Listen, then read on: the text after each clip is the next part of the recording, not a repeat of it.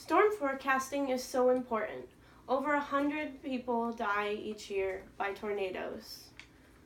The reason tornadoes are so important to me is when I was little, my dad was a sheriff deputy, and my dad and we would go around and watch for tornadoes, and then we'd report back to the local sheriff department, and we would tell them when there was a tornado so that they could get warnings out if a tornado had touched down. There are two main types of tornado and storm detection.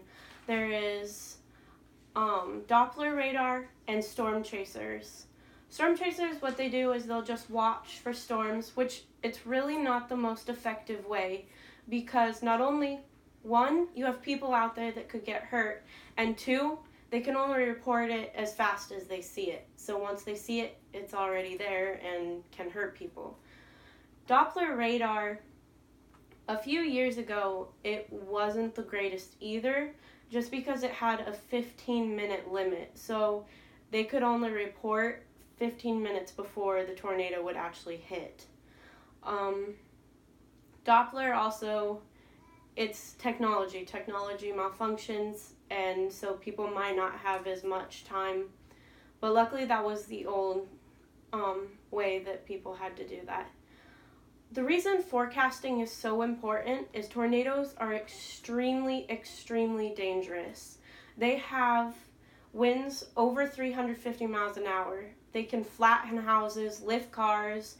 They can shove pieces of hay through tree trunks.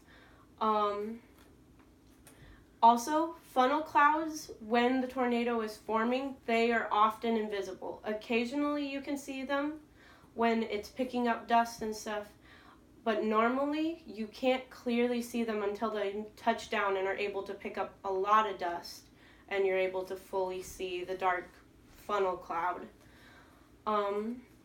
The hope for better technology is that people will have time to get to their safety spots and not be injured anymore.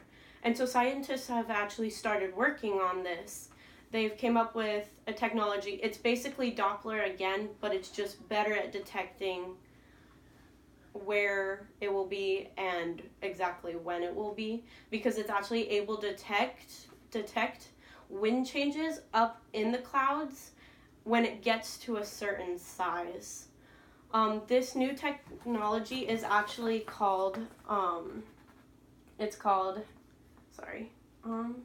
Warn-On Forecast. It was updated to this in 2010.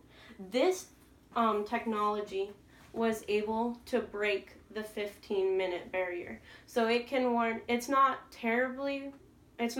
very much better, but it can be like 8 minutes before a storm. So that's like 3 minutes more that people would have to get to their basements, get out of their cars, and possibly get to someone else's house and get to safety. So what I'm saying is we probably need to keep working on better technology, because yes, we have decent technology that keeps people safe, but it could get better. I actually have a story. Me and my family were on a drive on our way home from a trip, and we were driving home, and all of a sudden we had been watching our phones because we knew it was supposed to thunderstorm, but all of a sudden we see a wall cloud form, and then it was like 3 minutes later we saw a funnel drop down and touch the ground. So we took off, and then another one dropped and another one dropped. So there was 3 tornadoes out of that one wall cloud. And if we would have been able to been warned by our phones with our Doppler technology quicker than that, we probably wouldn't have had to run from the tornadoes. So yes, we have technology that is decent and keeps people safe, but scientists need to keep working on that to keep more people safe, because 100 deaths a year is too many.